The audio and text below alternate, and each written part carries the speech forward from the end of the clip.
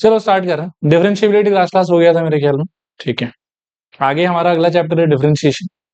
पहले थोड़ा सा समझ लेते हैं कि डिफरेंशिएशन होता क्या है। ठीक है, और बीच में फिर ये डिराइवेटिव वेराइटिव का मतलब उसमें बहुत एक्सरसाइज है, 8-10 तो एक्सरसाइज है। ठीक है, करते जाओ, कोई टेंशन वाला बात नहीं। चलो स्टार्ट कर रहे हैं, अलग चैप्टर है। चलो स्टार्ट कर रहे हैं तो फिर देखो, इसमें सबसे पहले मैं आप लोगों को थोड़ा सा समझा देना चाहूंगा कि लॉग का मतलब क्या होता है। जैसे लॉग बार बार आता तो रहता ही है, तो और अपन लॉग में थोड़ा सा कच्चा महसूस करते हैं। तो लॉग के बारे में देख, ध्यान से सुनना। आप इस चीज को देखो एक बार, 2 टू द पावर टी का वैल्यू कितना होगा? 8।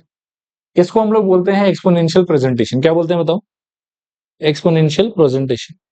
इसी चीज को आप यदि चाहो तो आप एक नए फॉर्मेट में लिख सकते हो ऐसे, log of 8 to the base 2 is equals to, इसका अंडरस्टैंडिंग होता है, इसको पढ़ा जाता है log of 8 to the base 2, ऐसे पढ़ते हैं इस पूरे एक्सप्रेशन।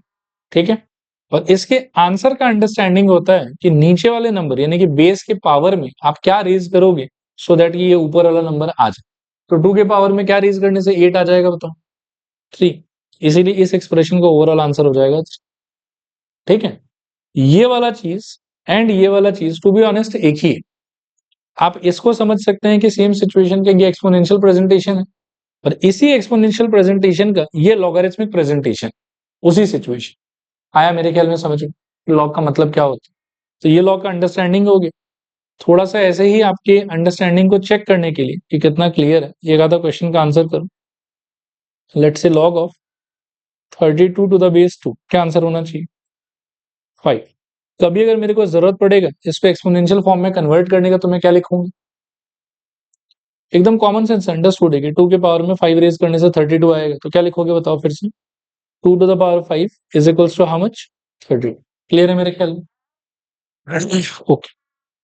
इसके बाद में लॉग का खूब सारा प्रॉपर्टी है, ये वो प्रॉपर्टीज का लिस्ट है। बहुत सारा प्रॉपर्टी आपने पहले देखा होगा, एक बार आज फिर से देख लो, इन सबको ब्रश अप कर लो। मतलब एक बार मैं बस रीड आउट कर लेता हूँ, इसमें से कुछ कुछ बहुत इंपॉर्टेंट है, कुछ कुछ रेयरली कभी कभी देखेंगे, लेकिन पता आपको सारा होना चाहिए। ठीक है, तो पहले मान लो कि log of b to the base a equals to c अगर कोई बोल रहा है, दैट मींस b के पावर में c रेज करने से a आ रहा होगा, तो b power c is equals to क्या हो जाएगा? a। नेक्स्ट आपके हो गया कि log ऑफ a अगर सिंपली ऐसा लिखा हुआ है, तो पूरे कैलकुलस के चैप्टर में अगर बेस कहीं पे भी मेंशन्ड नहीं है, तो बाय डिफॉल्ट आप उसको e मान के चलो। क्या मान के चलोगे? e। तो log a लिखना, log a to the base e लिखना, दोनों का मतलब हमारे लिए सेम ही रहेगा। और यहाँ पर कोर में एक और सिंबल है सेम सिचुएशन के लिए, वो भी कभी कभी यूज होता है, इसको लोग ना ln a भी लिख देते। ठीक है, बेस e होने का मतलब होता है नेचुरल लॉग होना। क्या होना बताओ? नेचुरल लॉग होना। तो आपके लिए किसी क्वेश्चन में कभी log a लिखा हुआ हो, log a to the base e लिखा हुआ हो, या आपके लिए ln a लिखा हुआ हो, तीनों को आप एक ही नजर से देखेंगे और तीनों को आप सेम ही मान के चलिए। फिर आपके मन में ये सवाल उठ सकता है कि सर ई क्या है? तो जैसे हम लोग पाई को जानते थे, पाई का मतलब क्या होता था? 3.14 या 22/7, it was a kind of constant number. ठीक है, उसी तरीके से E is also constant number whose value is approximately 2.71 के आसपास। ठीक है, और इसका नाम है नेपियर्स कांस्टेंट। क्या बोलते हैं इसको बताओ? Napier's constant. क्लियर है मेरे के ख्याल में? और कभी भी हम इस वैल्यू को एक्चुअली पुट करके यूज नहीं करेंगे, ई तो हमारे लिए बस एक सिंबल रहेगा जिसको हमको कांस्टेंट की तरह ट्रीट करना है। लेकिन फिर भी चलो, इन्फॉर्मेशन के लिए आपको पता होना चाहिए कि वैल्यू कितना है इसका, 2.71 के लगभग में, और नाम क्या है इसका? Napier's constant. चलेगा। फिर नेक्स्ट आता है कि log of m to the base a plus log of n to the base a will mean log of mn to the base a। मतलब दो अलग अलग log के बीच में अगर प्लस साइन हो, तो उनके अंदर के मसाले के बीच में इंटू आ जाता है और वो सिंगल log में कन्वर्ट हो जाता है। फिर मान लो कि दो अलग अलग log विद सेम बेस के बीच में अगर माइनस हो, तो अंदर के मसाले में हो जाता है डिविजन। ठीक है, फिर log of a to the power m to the power n का n जो है वो बाहर आ जाएगा। ये बहुत इंपॉर्टेंट प्रॉपर्टी है, मोस्टली हम इसको इस फॉर्मेट में देखेंगे कि log of a to the power x के जैसा ऐसा कुछ लिखा हुआ रहेगा, एंड इसका आंसर आपके लिए होगा x log ऑफ a। मतलब वो जो x है ना, वो चुपचाप प्रेम प्यार से बाहर चला जाए। क्लियर है? बहुत फ्रीक्वेंटली इसको हम विजिट करेंगे, ये आपको याद रहना चाहिए। नेक्स्ट है कि log of m to the base b अगर कहीं पे लिखा हुआ है एंड फॉर सम रीजन आपको बेस पसंद नहीं आ रहा, ये आपको ऐसा लग रहा है कि बेस की जगह पर कोई और नंबर होता, 5 होता, 7 होता, तो मेरे लिए इजी रहता क्वेश्चन को सॉल्व करना। तो आप इसको क्या है कि रेशियो में स्प्लिट कर सकते हो, ठीक है, using base of your own choice. अगर मान लो कि आप किसी नंबर ए को बेस मानना चाहते हैं तो ऊपर भी ए ले लीजिए बेस और नीचे भी आप ए बेस ले लीजिए और इसको आप रेशियो में कन्वर्ट कर दीजिए, कोई इशू नहीं, ठीक है। फिर उसके बाद ये बड़ा ही अजीबोगरीब एक फॉर्मेट है कि किसी नंबर के पावर में लॉग रहेगा और लॉग के बेस में वो सेम नंबर रहेगा जिसके पावर में लॉग लिखा गया है, ठीक है। तो उस केस में जो लॉग के अंदर का मसाला है वो डायरेक्टली उठ के बाहर आ जाता है। इंटीग्रेशन में इसका भर भर के यूज है, बहुत सारा कॉम्प्लिकेटेड क्वेश्चन में ये वाला आइडिया यूज हो। एक बार मैं फिर रिपीट कर देता हूँ इसको, एक कांस्टेंट नंबर रहेगा, उसके पावर में लॉग रहेगा और लॉग के बेस में सेम नंबर रहेगा यहाँ वाला। तो उस केस में लॉग के अंदर का जो मसाला है, आंसर में सिर्फ वो मसाला आएगा और कुछ नहीं है, ठीक है। फिर क्या है कि log of b to the base a लिखा, मतलब a to the base b लिखा हुआ है, आप अगर रेसिप्रोकल करते हैं तो बेस और नंबर जो है वो एक दूसरे से एक्सचेंज हो जाएगा, ठीक है। फिर log of b to the base b is equals to 1, इसको तो आप थोड़ा कॉमन सेंस से सोच भी सकते हो। log of b to the base b का अंडरस्टैंडिंग क्या हो कि नीचे वाले नंबर के पावर में क्या चढ़ाएं कि ऊपर वाला नंबर आ जाए, दोनों नंबर सेम है तो क्या चढ़ाने से आएगा, 1, इसीलिए इसका आंसर हम 1 मान के चलते, ठीक है। फिर मान लो कि log of 1 to the base b लिखा हो तो उस केस में क्या होगा, answer will be 0, why 0, because B के पावर में 0 चढ़ाने से आपको आंसर में कितना मिलेगा वो क्लियर है मेरे ख्याल में।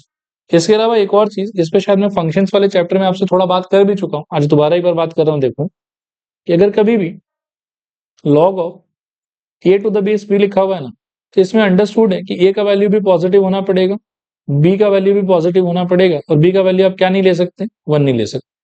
1 क्यों नहीं ले सकते वो मेरे ख्याल में अभी आप समझ में आ जाएगा बहुत अच्छे से। मान लो कि मैं 4 log of 4 to the base 2 लिखूं तो आंसर आप 2 बोल दोगे, क्योंकि 2 के पावर में 2 चढ़ाने से जो है वो 4 आ जाएगा। लेकिन अगर गलती से log के बेस में मान लो कि 1 चिपका दिया किसी ने, तो लोग नंबर खोजते खोजते पगला ही जाएगा नंबर, लेकिन कभी कुछ मिलेगा ही नहीं उसको। इसीलिए log के बेस में हम 1 लेना जो है वो अवॉइड करें, ठीक है। और base as well as log के नंबर वाले पोजीशन पे दोनों पे नेगेटिव तो आप कभी नहीं ले सकते, इनफैक्ट आप 0 भी नहीं ले सकते, चलेगा मेरे ख्याल में। तो ये था सारा का सारा लॉग का इंट्रोडक्शन और लॉग का वो सारा कॉमन प्रॉपर्टीज जो हम रिपीटेडली आगे चल के यूज करें। आई होप क्लैरिटी है, यहाँ आगे बढ़ सकते हैं, ओके। नेक्स्ट देखो आता है फंक्शन। फंक्शन बहुत बार पढ़ा चुका हूं, एक बार फिर से आपको रिमाइंड कराता हूं कि फंक्शन का एक बेसिक अंडरस्टैंडिंग ये है कि y और x के बीच का एक इक्वेशन, ठीक है, उसको हम लोग क्या मान के चलते हैं, फंक्शन। गिवन दैट एक कंडीशन होना चाहिए था कि x का एक वैल्यू डालने से सॉल्व करने के बाद y का कितना आंसर आना चाहिए, 1, वो एक क्राइटेरिया है। लेकिन अभी डेरिवेटिव के चैप्टर में बार बार आपको क्राइटेरिया वगैरह चेक करने का दरकार नहीं है, जो भी इक्वेशन आपको x और y में मिलेगा उसको आप क्या अज्यूम कर लोगे, फंक्शन। क्लियर है मेरे ख्याल में। व्हाट इज फंक्शन, तो function is equation in x and y such that on putting one value of x from our side we should get only one value of y in return from the equation, उस type की equation को हम लोग क्या बोलेंगे, function. Clear है मेरे ख्याल में। उसके बाद में आता है डायरेक्ट डिफरेंशिएशन, ये डिफरेंशिएशन क्या समान है, ठीक है। तो अब एक चीज को समझो पहले, ओके। देखो यहाँ कुछ थोड़ा बहुत चीज है जो हम बचपन से करते हुए आ रहे हैं, उसके बारे में पहले थोड़ा बात करते हैं। मान लो कि कहीं पे x इक्वल्स टू 5 लिखा, मैं अगर आपको बोलूं कि स्क्वायरिंग बोथ साइड करना है इसका, तो आप क्या करोगे, इधर x का माथे पे 2 और उधर 5 के माथे पे 2, इधर हो जाएगा आई थिंक x स्क्वायर और उधर हो जाएगा मेरे ख्याल में 5 स्क्वायर का आंसर कितना, 25। अब लेकिन ये 5 स्क्वायर को 25 में कन्वर्ट करने के पीछे कुछ तो मैथमेटिक्स है। क्या है वो मैथमेटिक्स, कि स्क्वायर करने का मतलब होता है कि 5 को खुद से ही आप 2 बार मल्टीप्लाई करें। आया बात समझ। तो इसको, ये जो एसबीएस जो वर्ड है ना, इसको हम एक ऑपरेटर की तरह सोच सकते हैं कि जब कभी भी किसी मैथमेटिकल स्टेटमेंट पे ये वाला चीज आप अप्लाई कर देते, दैट मीन्स कि लेफ्ट साइड के समान को एक बार खुद से मल्टीप्लाई करना है और राइट साइड के समान को भी खुद से ही एक बार आपको क्या करना है, मल्टीप्लाई करना है। सिमिलरली अगर एसबीएस की जगह मान लो कि मैंने सीबीएस लिखा होता क्यूबिंग बोथ से, तो क्या इंपैक्ट होता कि उस सामान को खुद से ही 3 बार मल्टीप्लाई करना होता। ये इसका अंडरस्टैंडिंग है ना। तो इसको हम क्या बोल सकते हैं, स्क्वायर ऑपरेटर बोल सकते हैं। सीबीएस लिखने से उसको क्या बोल सकते हैं, क्यूब ऑपरेटर बोल सकते हैं। तो वैसे ही आप समझो कि एक और ऑपरेटर दुनिया में एग्जिस्ट करता है, डीडीएक्स। इसको बोला जाता है डिफरेंशियल ऑपरेटर। क्या बोलते हैं बताओ, डिफरेंशियल ऑपरेटर। ये अप्लाई किस पे किया जाता है, तो ये अप्लाई किया जाता है फंक्शंस पे। किस पे अप्लाई होता है बताओ, फंक्शन पे। और फंक्शन पे अप्लाई होने के बाद में ये अपना कुछ ना कुछ आंसर निकाल के देता है मेरे। ठीक है, ये है डीडीएक्स को बोला जाता है डिफरेंशियल ऑपरेटर। अप्लाई किस पे करोगे? फंक्शन पे। और अप्लाई करने के बाद क्या आएगा? कुछ ना कुछ आंसर। तो यहाँ पर कुछ नोमेनक्लेचर है, कुछ लिटरेचर है, थोड़ा सा पहले उसको समझ लो। डीडीएक्स अब सपोज करो कि मैं एक्स स्क्वायर करना चाहता हूं, तो आप लोग सबको पता होगा कि आंसर कितना आएगा इसका? 2x। ठीक है, तो ये जो डीडीएक्स है इसको बोलते हैं डिफरेंशियल ऑपरेटर। फिर ये अप्लाई किस पे होगा? फंक्शन पे अप्लाई होगा। और अप्लाई करने के बाद आंसर में भी मेरे को कोई ना कोई जनरली इस वाले फंक्शन से थोड़ा अलग एक और फंक्शन ही मिलेगा। ठीक है, तो ये जो आंसर में मेरे को मिलता है ना, इस आंसर को बोला जाता है डिराइवेटिव ऑफ ये फंक्शन जिस पे आपने डीडीएक्स अप्लाई किया। जैसे 5 पे आपने स्क्वायर अप्लाई किया तो आपको क्या मिला? आंसर में 25 मिला। तो 25 को आप क्या बोलोगे? स्क्वायर ऑफ 5 बोलोगे। वैसे ही आप समझो कि एक्स स्क्वायर पे डीडीएक्स अप्लाई करने से आपको आंसर में क्या मिला? 2x मिला। तो इस 2x को आप बोलोगे डिराइवेटिव किसका? X square. ठीक है, क्या बोलोगे इसको? बताओ, डिराइवेटिव किसका? X square. मतलब डीडीएक्स लगाने के बाद में लास्ट में जो आंसर मिलता है आपको उसको बोलते हैं हम लोग डिराइवेटिव। और जिस फंक्शन पे आप ये डीडीएक्स अप्लाई करते हो टू गेट द आंसर, उस फंक्शन का डेरिवेटिव ये होता है। ठीक है, एंड ओवरऑल ये जो पूरा का पूरा प्रोसेस है एक्स स्क्वायर से 2x तक पहुंचने का, उस प्रोसेस को बोला जाता है differentiation. The final product is known as derivative and the process of obtaining the final product is known as what? Differentiation. देखो क्लियर है कि नहीं? चलेगा मेरे ख्याल में। एक बार आप ये वाले स्लाइड को रीड आउट करो।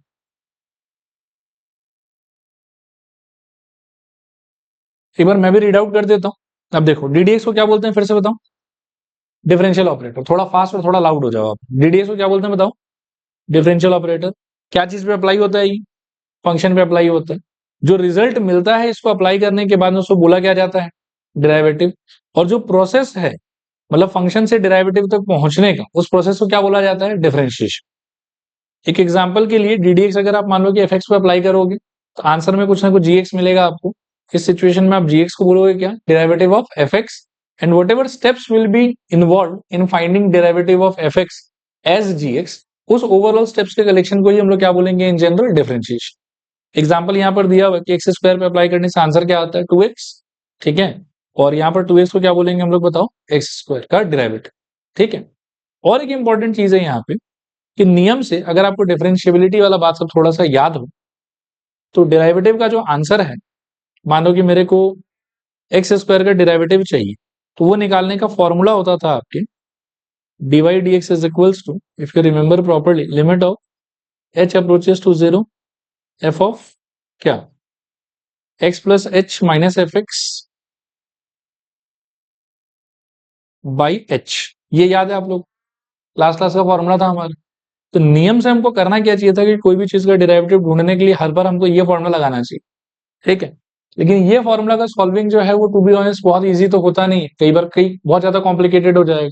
फंक्शन अगर साइज में बहुत बड़ा है या बहुत कॉम्प्लिकेटेड है, फिर तो वो लिमिट सॉल्व करते करते ही पगला जाओगे आप। ठीक है ना?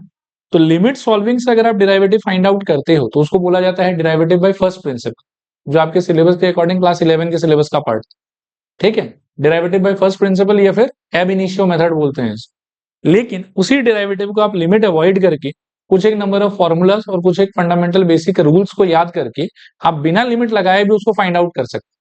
तो अगर लिमिट से फाइंड आउट करोगे तो उसी डिफरेंशिएशन को क्या बोलेंगे हम लोग? डिफरेंशिएशन बाय फर्स्ट प्रिंसिपल या derivative by first principle.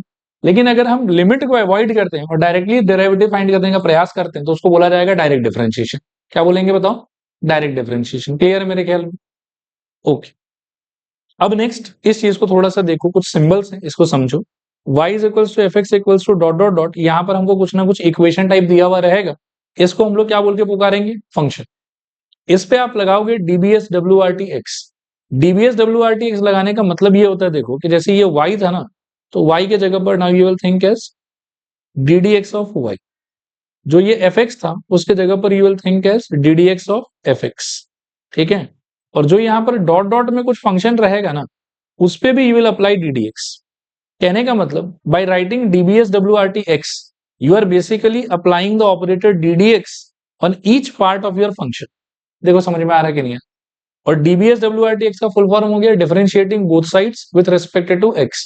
With respect to X का इंपॉर्टेंस ये है कि अगर विथ रिस्पेक्ट टू एक्स बोला है तब आपका जो ऑपरेटर है वो डी डी एक्स के जैसा दिखेगा। अगर मान लो कि विथ रिस्पेक्ट टू कुछ भी बोला हुआ रहता, मान लो कि वाई बोला हुआ रहता, तो आप सबके ऊपर में जो अप्लाई करते हो वो डी डी वाई होता। देखो समझ में आ रहा है कि नहीं आया बात समझ? क्लियर है मेरे ख्याल में? उसके बाद में वाई पे ये अप्लाई करने का तो ये देखने में ऐसा हो जाएगा, एफ एक्स पे ये अप्लाई करने के बाद में ये देखने में ऐसा हो जाएगा, और जिस फंक्शन पे आप इसको अप्लाई करोगे वहां से भी कुछ ना कुछ तो आंसर निकलेगा ही, वो हम इस ब्लैंक में भर दें। और ये ब्लैंक में भरा हुआ जो सामान रहेगा उसको बोला क्या जाएगा? Derivative of what? Of F x. Clear मेरे ख्याल में?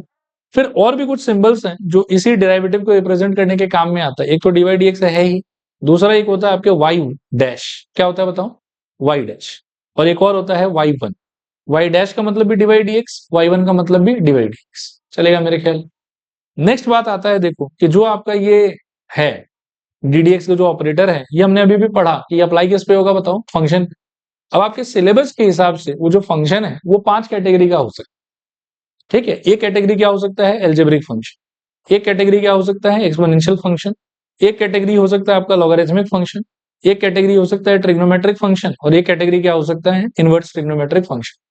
अभी ddx अप्लाई करने के बाद में एल्जेब्रिक फंक्शन कैसे बिहेव करेगा, एक्सपोनेंशियल कैसे बिहेव करेगा, लॉगरिथमिक कैसे बिहेव करेगा, ट्रिग्नोमेट्रिक कैसे बिहेव करेगा, और इनवर्स कैसे बिहेव करेगा, उन सब सारी चीज को हम एज अ फॉर्मूला अभी एक चार्ट बनाएंगे। आया बात समझ?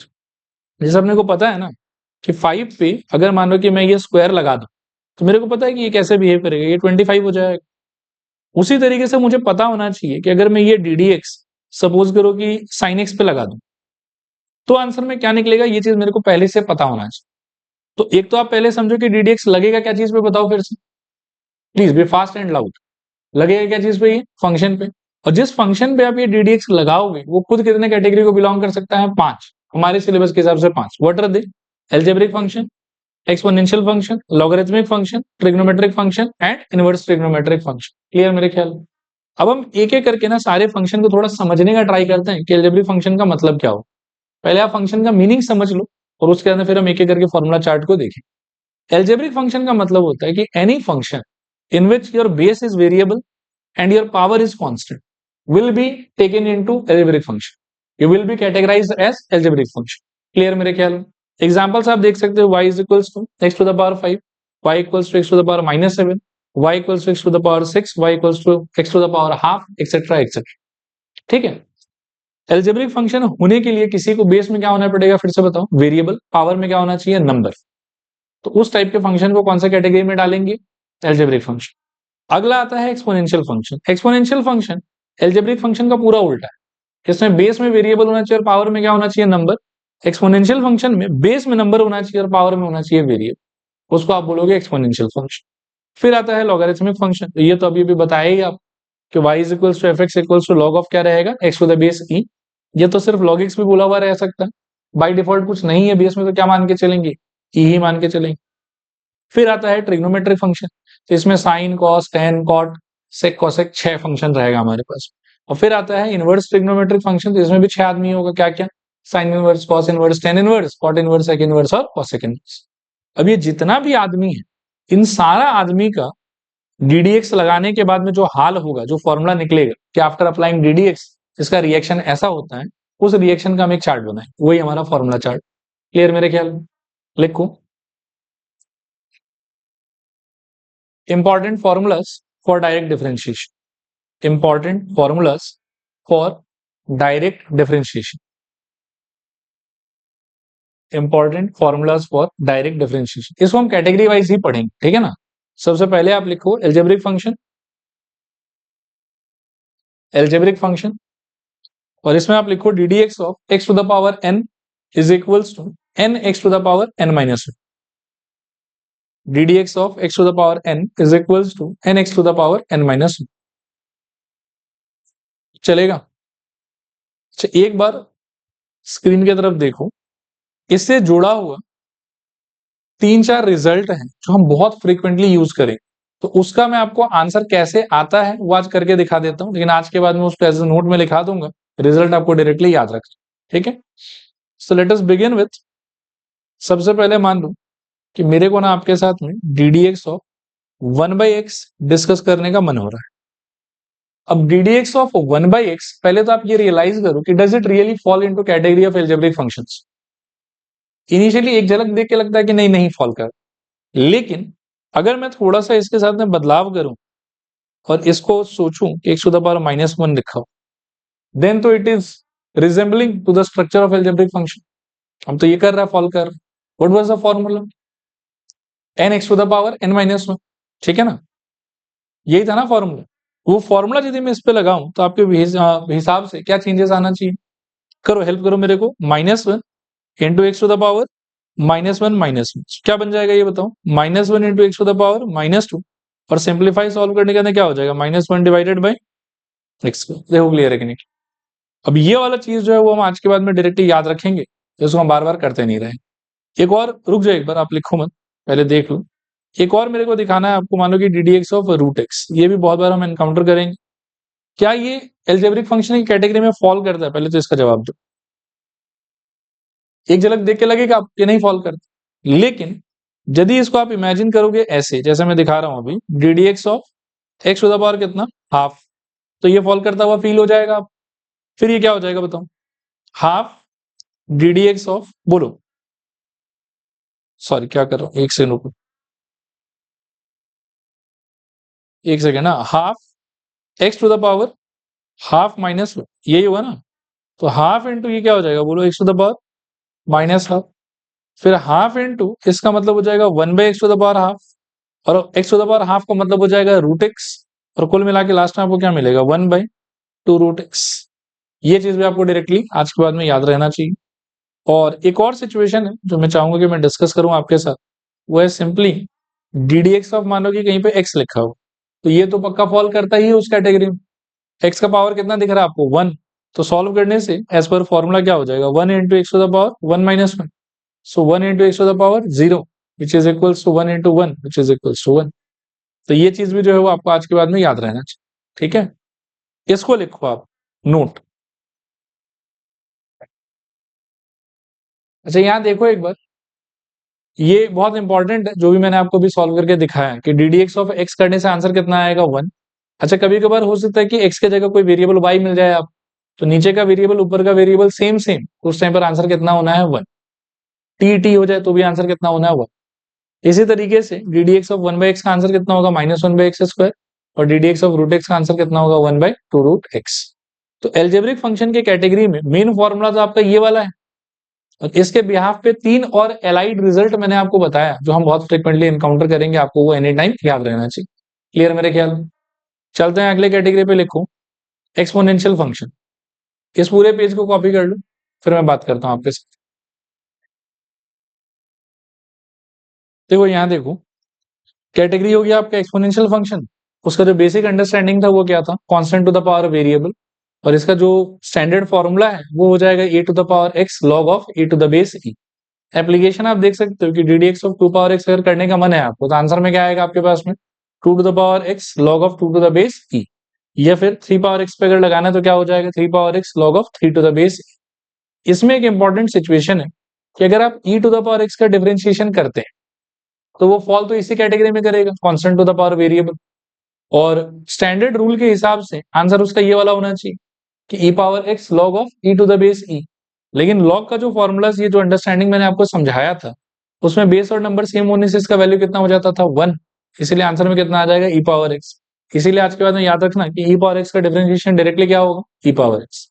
इनफैक्ट इसके नीचे एक और लाइन लिख लो, therefore d D x of e power x is same as e power x direct, ठीक है। अगला देखो, लिखो heading logarithmic function. Logarithmic function, इसमें बस एक फॉर्मूला है और एक काम है जो आपको अवॉइड करना। लॉगरिथमिक फंक्शन, इसमें लिखो d D x of log of x to the base e, ddx of log of x to the base e is equals to 1 upon x, ddx of log x to the base e is equals to 1 upon x, ठीक है, चलेगा। अच्छा इसमें एक important बात यह है कि जब कभी भी आपका बेस अगर e के अलावा कोई दूसरा नंबर हो जाता है ना, उस केस में आप ये फॉर्मूला डायरेक्टली ऐसे नहीं लगा सकते। इसको कैसे टैकल करना है वो मैं आपको फ्यूचर में बताऊंगा, when I will explain chain rule, तो मैं आपको सिखा दूंगा कि इसको कैसे डील करना है। लेकिन अभी के लिए आप ये याद रखना कि लॉग वाला जो ये फॉर्मूला है, it is not applicable until and unless आपका बेस जो है वो क्या ना हो जाए, ई ना हो जाए। बेस अगर ई है तो फॉर्मूला लगा सकते हो, बेस अगर ई छोड़ के कोई भी दूसरा नंबर है तो आप ये फॉर्मूला नहीं लगा सकते। चलेगा मेरे ख्याल में? ठीक है, तो इसको लिख के काट भी देना आप अपने कॉपी। तो ये तो लिख ही लेना, इसको भी लिखना, लिख के काट देना ताकि याद रहे कि ये नहीं करना। नेक्स्ट लिखो लॉगरिथमिक के बाद में ट्रिग्नोमेट्रिक फंक्शन। ट्रिग्नोमेट्रिक फंक्शन में भी ये सारा फॉर्मूला है, D D x of sine X equals to cos X, D D x of cos X equals to minus sine X, D D x of tan X equals to sec square X, sec X equals to sec X tan X, cosec x equals to minus cosec x cot x and cot x equals to minus cosec square x। आगे चल रहे हैं, एक ये note लिखो बहुत important, पहले लिख लो फिर समझाता हूं। देखो इस नोट का मतलब क्या है, व्हेन वी से कि D D x of sine X is equals to cos X होगा, तो यहां पर ये जो x का वैल्यू है ना, ये रेडियन सिस्टम में होना चाहिए। ठीक है, इन केस अगर मानो कि x का वैल्यू आपको डिग्री सिस्टम में दिया हुआ है, ऐसा बोला हुआ कि साइन एक्स डिग्री है, तो उसका आंसर आप कॉस एक्स डिग्री नहीं लिख सकते। डिग्री का कभी भी मानो कि डिफरेंशिएशन डायरेक्टली आप नॉर्मल तरीके से अप्लाई नहीं कर सकते। डिग्री वाले पार्ट को पहले आपको रेडियन में कन्वर्ट करना पड़ेगा और फिर आपको इसको चेन रूल के हेल्प से सॉल्व करना होगा। ये कैसे करना है ये मैं फ्यूचर में सिखाऊंगा, लेकिन कई बार ना ऐसा एमसीक्यू में पूछ लेते कि D D x of sine X degree is equals to कौन सा होगा बताओ। तो हम लोग कभी कभी भटक जाते हैं कि फट से मतलब याद रहता है कि साइन एक्स का कॉस एक्स होना चाहिए, तो हम कॉस वाले को टिक मार देते हैं, लेकिन वो गलत है टेक्निक। ठीक है, कैसे करना है सिखाऊंगा, बट अभी के लिए ये गलत है, बस इतना आप लोग मार्क करके लिख लो। नेक्स्ट देखो आईटीएफ। अब इनवर्स ट्रिग्नोमेट्री भी 6 हो सकता है और सबका अपना अपना फॉर्मूला है, करो कॉपी करो फटाफट। ओके आगे बढ़ रहे हैं, इसमें भी आप एक वो बात वैलिड देख सकते हैं कि जितना लोग का भी नाम सी से शुरू हो रहा है, सबके फाइनल आंसर में एक माइनस साइन आपको दिखेगा। और बाकी इसमें क्या है कि जानबूझ के मैंने इसको इस ऑर्डर में लिखा है ताकि आप एक चीज देखो कि आदमी लोग का जो है वो आंसर सेम सेम ही है, बस एक में माइनस है एक में माइनस नहीं है। तो पेयर वाइज वैसे आप याद रखने का ट्राई करें कि साइन इनवर्स और किसका आंसर मैच करेगा, कॉस इनवर्स का, टेन इनवर्स और कॉट इनवर्स का, और सेक इनवर्स और कॉसेक इनवर्स का। ठीक है, नेक्स्ट आप हेडिंग लिखो algebra of derivatives. Algebra of derivatives, algebra of derivatives. 2 minute मेरी तरफ देखो। एलजेब्रा शब्द का डेरिवेटिव्स के कॉन्टेक्स्ट में मतलब ये होगा कि अभी तो हमने देखा कि डीडीएक्स अगर मान लो कि हम इंडिविजुअली एक एक फंक्शन पे लगाए तो कौन सा फंक्शन कैसे बिहेव करेगा, किसका आंसर कौन से फॉर्मूले से आएगा। लेकिन जब हम क्वेश्चंस करेंगे तो ऐसा तो है नहीं कि एक ही फंक्शन पे हमको डिफरेंशिएशन लगाना होगा। It might be a collective way of writing the functions, कि 2-3 फंक्शन को ऐड कर दिया है, 2-3 को सब्ट्रैक्ट कर दिया है, 2-3 को मल्टीप्लाई कर दिया है, डिवाइड कर दिया है। तो एडिशन सब्ट्रैक्शन मल्टीप्लीकेशन डिवीजन को देख के डीडीएक्स का जो बिहेवियर होगा उसी चीज को हम पढ़ेंगे under the heading of algebra of derivatives. Like plus होने से डीडीएक्स कैसे बिहेव करेगा, माइनस होने से डीडीएक्स कैसे बिहेव करेगा, एक बार तो इन दोनों को लिखो। बाकी मैं इनटू और डिवाइड वाला बताता हूँ आपको, ये दोनों तो सिंपल है, डायरेक्टली बस अंदर चला जाता है। वो इनटू और डिवाइड वाला थोड़ा अलग। तो एडिशन और सब्ट्रैक्शन तो सिंपल ही था। नेक्स्ट मेन आता है प्रोडक्ट रूल। ठीक है, एक बार ना सुनो, पहले इसको देख लो, मेरे से पहले समझ लो, फिर लिखने में भी आप लोगों को थोड़ा अच्छा लगेगा। आप देखना प्रोडक्ट के लिए क्या होगा कंडीशन। जैसे आप ddx ऑफ, मान लो कि दो फंक्शन रहता है u इंटू वी, लिख लेता हूं मैं इसको, कंसिडरिंग कि u is representing f of x and v is representing some other function g of x। तो इसका आंसर आना चाहिए, देखना u into D D x of v plus v into D D x of u। अच्छा इसका क्या मतलब है, मैं इसको ऐसे याद रखता हूं, देखो considering u to be the first person and v to be the second, मैं याद रखता हूं कि first function ddx of second function plus second function ddx of first function. ठीक है, यू, ये अब छोड़ो ddx ऑफ, मैं इसको 1 ही लिख देता हूं। ठीक है, एक बार आप लोग पेन छोड़ के ना 2 मिनट मेरे तरफ देखो।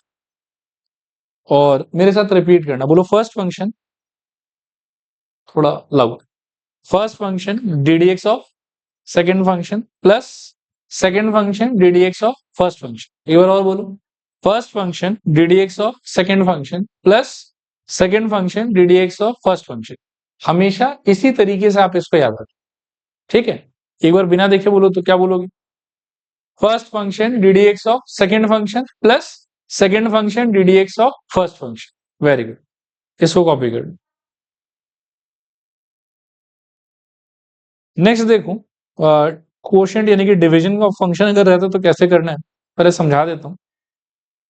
इसमें भी देखो, क्वेश्चन आप जो एनकाउंटर करोगे वो कुछ इस टाइप का होगा, d D x of u divided by p, considering कि u is representing fx and v is representing some function gx।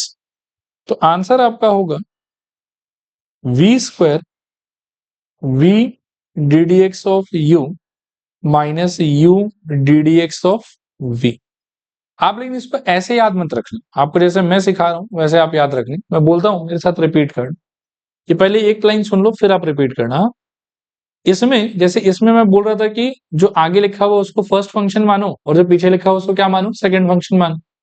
इसमें क्या है कि आगे पीछे नहीं है, इसमें क्या है, इसमें ऊपर नीचे है। तो ये हो गया आपका ऊपर वाला फंक्शन और ये क्या हो गया आपका नीचे वाला फंक्शन।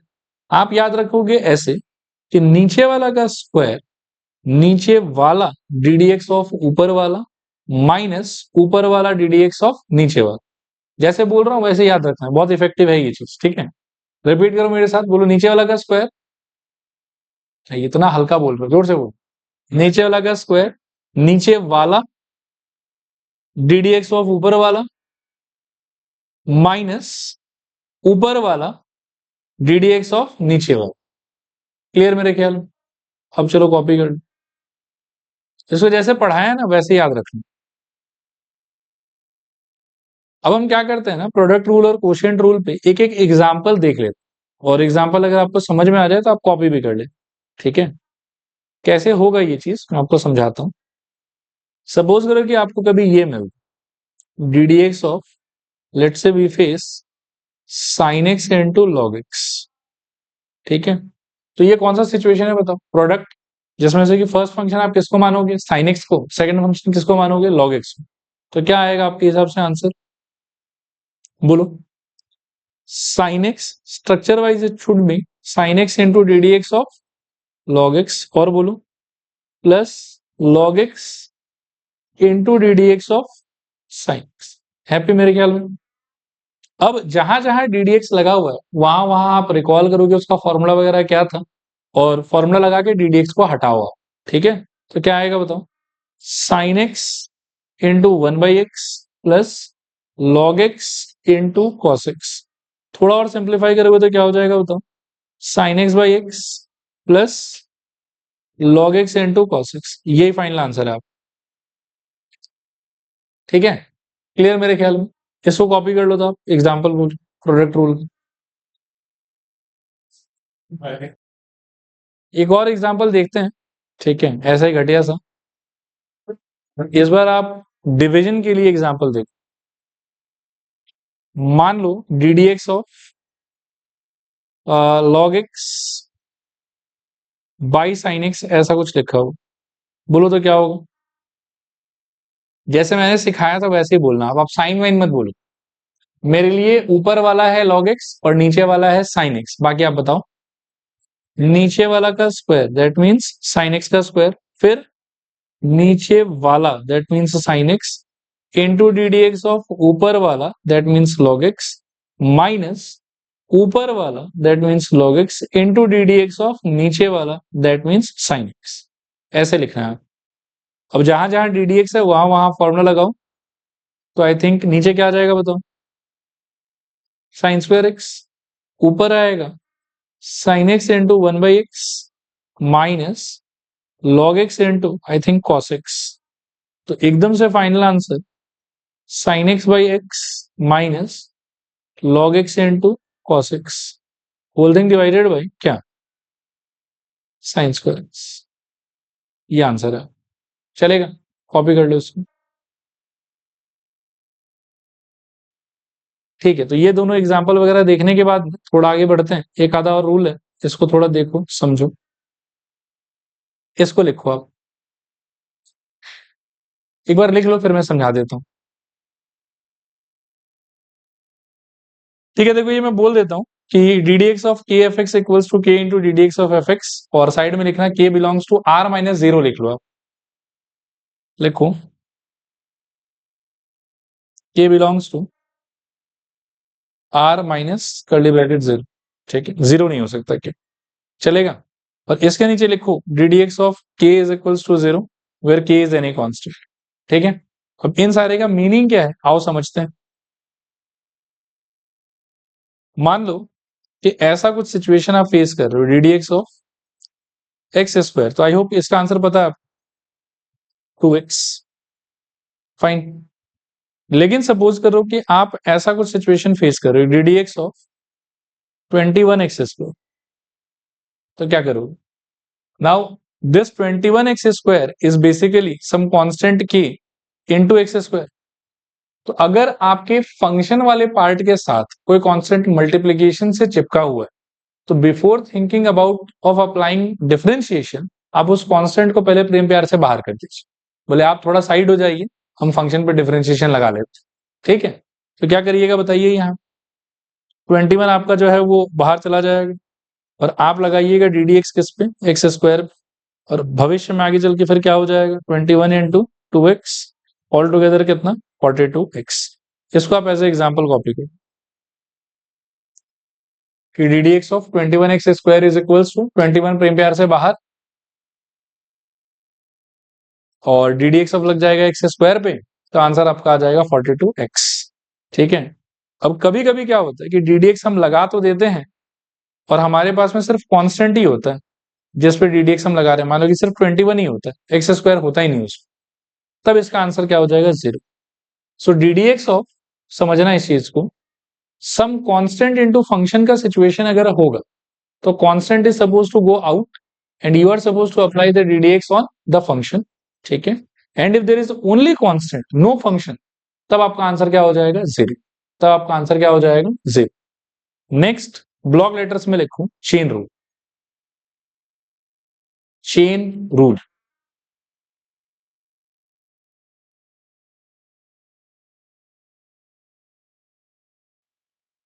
तो ठीक है, मैं थोड़ा सा इंट्रोड्यूस करता हूं कि what do you mean by chain rule. सबसे पहले तो आप ये समझो, ठीक है, मेरी तरफ देखते रहना और धीरे धीरे सुनते रहना। सबसे पहले हमने क्या देखा कि डी डी एक्स अगर सिंगल सिंगल फंक्शंस पे आप इंडिविजुअली अप्लाई करना स्टार्ट करते हो, तो how are the functions going to react if d D x is being applied on them. जैसे साइन एक्स पे अप्लाई किया तो आंसर क्या आएगा रिएक्शन में cos x, log x पे अप्लाई किया तो आंसर रिएक्शन में क्या आएगा 1/x, e पावर x पे अप्लाई किया तो आंसर रिएक्शन में क्या आएगा e power x। Then we learn कि अलजेब्रा ऑफ डेरिवेटिव्स क्या हो, तो algebra of derivatives will help me to tackle दो सिचुएशंस जब एक फंक्शन को दूसरे फंक्शन से मैं ऐड करके उस पर डेरिवेटिव लगाने का ट्राई करूंगा, या एक फंक्शन को दूसरे फंक्शन से सब्ट्रैक्ट करके मैं उस पर डेरिवेटिव लगाने का ट्राई करूंगा, ये एक फंक्शन को दूसरे फंक्शन से इनटू करके मैं उस पर डेरिवेटिव लगाने का ट्राई करूंगा, या एक फंक्शन को दूसरे फंक्शन से डिवाइड करके मैं उस पर डेरिवेटिव लगाने का ट्राई करूं।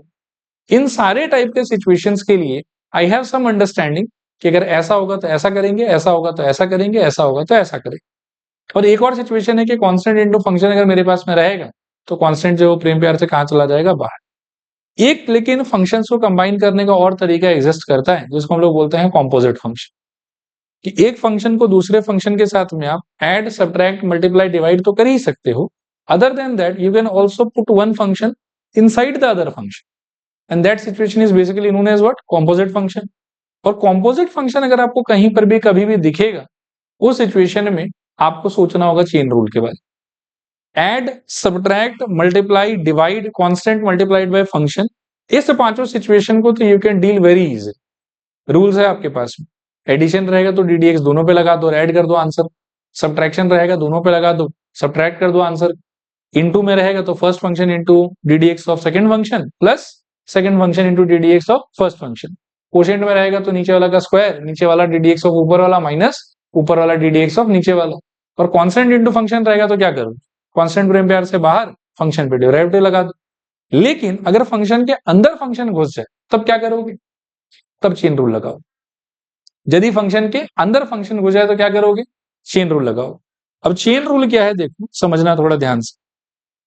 सबसे पहले तो कॉम्पोजिट फंक्शन का एग्जांपल मैं ले लेता हूं। मान लो कि f(x) इज इक्वल्स टू, थोड़ा ध्यान से सोचना है, सपोज करो कि sin x और gx equals to, for simplicity I will take log x। ठीक है, तो यहां पर if I want to do f of gx तो वो फंक्शन मेरे को कैसा दिखेगा बताओ? sin of log x। तो ये हुआ एक टाइप से कॉम्पोजिट फंक्शन। ये मान लो कि अगर मैं g ऑफ fx करूं तो क्या दिखेगा मेरे को बताओ? log of sin x। So this is also, आप समझो कि एग्जाम्पल ऑफ कॉम्पोजिट फंक्शन। ठीक है, now how does ddx react when I apply ddx on this kind of situation और दिस काइंड ऑफ सिचुएशन? ठीक है, तो ddx का रिएक्शन देखो ऐसे आता है कि ddx of f of gx अगर आप करना चाहते हैं ना, तो आप ऐसा समझिए कि ddx जो है वो एक टेररिस्ट जैसा है जिसके हाथ में AK-47। ddx जो वो क्या है? टेररिस्ट है जिसके हाथ में क्या है? AK-47। वो यहां से खड़ा खड़ा बंदूक चलाएगा तो वो गोली पहले किसको लगेगी? एफ को लग जाएगा और एफ मर जाएगा। मर के वो शहादत को नसीब हो जाएगा, समझ रहे हो? मर जाएगा, स्वर्ग चला जाएगा हमारे भाषण। ठीक है, लेकिन ये गोली जीएक्स को छू भी नहीं पाए। ठीक है, और मरने के बाद में डीडीएक्स के गोली से मरने के बाद में आदमी एफ डैश हो जाता। क्या हो जाता है बताओ? एफ डैश हो जाता। यहां पर आपको मिलेगा, देखो कि एफ का तो एफ डैश हो गया गोली खा के, लेकिन जी को कुछ नहीं होगा। यहाँ जी वैसा का वैसा ही रहेगा। लेकिन टेररिस्ट कम बदमाश नहीं, पहले एफ को मार लिया वो। ठीक है, अब उसको पता है कि एफ के अंदर जी बोल के भी एक आदमी था, तो जी को वो बाहर निकालेगा एफ के अंदर से और फिर गोली मारेगा उसको। देखो कैसे होगा? ddx ऑफ gx ऐसे। ठीक है, और पुराना जो आपका समझो डेड बॉडी है और जो नया इसका डेड बॉडी निकलेगा, वो दोनों आपस में क्या होना चाहिए? मल्टीप्लाई।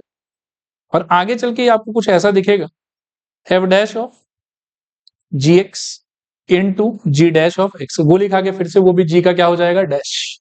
ठीक है, प्रैक्टिकल एप्लीकेशन दिखाता हूं इसका, देखना, थोड़ा फील लेना, बहुत अच्छा महसूस होगा आप। देखो, यदि मैं ddx ऑफ मान लो कि साइन log x पे लगाने जाऊं तो पहला गोली कौन खाएगा? साइन। और साइन गोली खा के कैसा हो जाता है? कॉस। कॉस साइन गोली खाने के अंदर क्या हो जाता है? कॉस। तो साइन का तो कॉस हो जाएगा, लेकिन उसके अंदर वाला जो मसाला है वो एज इट इज रह जाए।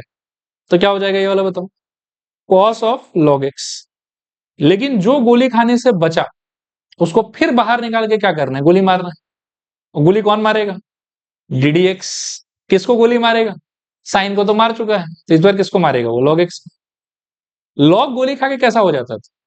1/x। तो यहाँ पे क्या निकलेगा सोचो? मेरे ख्याल में दिस इज इक्वल्स टू, ये डेड बॉडी तो रहेगा ही आपके पास, cos of what? log x into log x का क्या हो जाएगा? 1/x। And this is your answer. अब log को जब गोली मार लिया तब x को गोली मार के फायदा नहीं। मानो कि x को गोली मारने का प्लान करते भी हो तो क्या मिलेगा आपको? ddx ऑफ x, जिसका आंसर आप रिकॉल करो तो कितना होता था? 1। इसीलिए हम x को देख के छोड़ देते हैं, बोले छोड़ो अब तो सब मर ही गया, अब कोई बचा नहीं। देखो आया समझ के? नहीं आया समझ? This is what is chain rule. चलेगा? अगर चलेगा तो थोड़ा सा आप ना मेरे को इसका बताओ आंसर कैसे निकाल सकते हैं। If you are comfortable in saying this, that mean समझ में आ गया। आप स्टार्ट करते हैं। सब लोग देखो थोड़ा सा, be vocal about the answer. log of sin x। बोलो पहला गोली इस बार किसको लगेगी? और log गोली खा के कैसा हो जाता था? 1/, के फॉर्मेट में चला जाता था। इस बार लेकिन अंदर log के x नहीं है, क्या है? sin x। तो रिएक्शन होगा तो उसी टाइप का, लेकिन x की जगह कौन है? sin x। तो जहां आंसर में 1/x होता था वहां इस बार क्या होगा? 1/sin x। लेकिन क्या आप यहां पे रुक जाएंगे? अभी जो आपने गोली चलाया वो किसको लग पाया? सब तो नहीं मरा। फिर log के अंदर कौन है फिर से मरने के लिए बाकी? साइन। उसको बाहर निकाल के फिर मारना पड़ेगा। तो ddx अब क्या हो जाएगा बताओ? sin x। और आपका आंसर क्या हो जाएगा? 1/sin x into sin x का डेरिवेटिव फर्दर क्या हो जाएगा? cos x। और जब साइन को गोली मार लोगे आप तो उसके अंदर अब कौन है गोली खाने के लिए? x। x को गोली मार के कोई फायदा नहीं है, नया आदमी नहीं मिलेगा। आया बात समझ? क्लियर है? This is known as basically chain rule. बाकी इस पे और डिटेल्ड वे में थोड़ा और चर्चा करेंगे हम अगले क्लास, ठीक है। आज आप थोड़ा सा कॉपी कर लो एक बार, आप ना दोनों जरूरत नहीं है, बस ये पहला वाला भी कर लोगे तो चलेगा। इसको करो तो कॉपी फटाफट। हेडिंग चेन रूल, उसमें लिखना है कि it is applied on composite functions, और ये वाला लिख लो आप। वैसे इसका कोई फायदा तो है नहीं, बट फिर भी सब लोग लिखा देते तो मैं भी लिखा देता हूँ। समझ आया ये वाला गोली वाला बात? ठीक है, एक ही टू लिखना, नीचे वाला मत लिख लेना, कंफ्यूज हो जाओगे।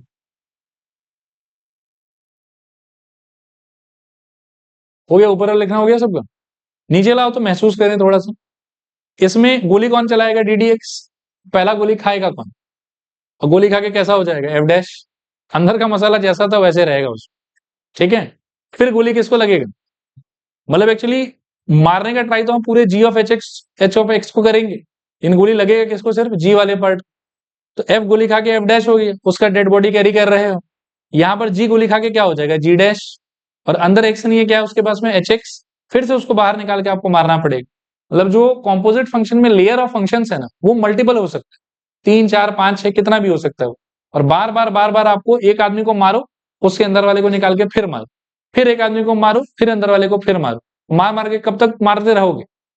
जब तक आप जिसको मार रहे हैं उसके अंदर का आदमी एक्स ना हो। चलेगा?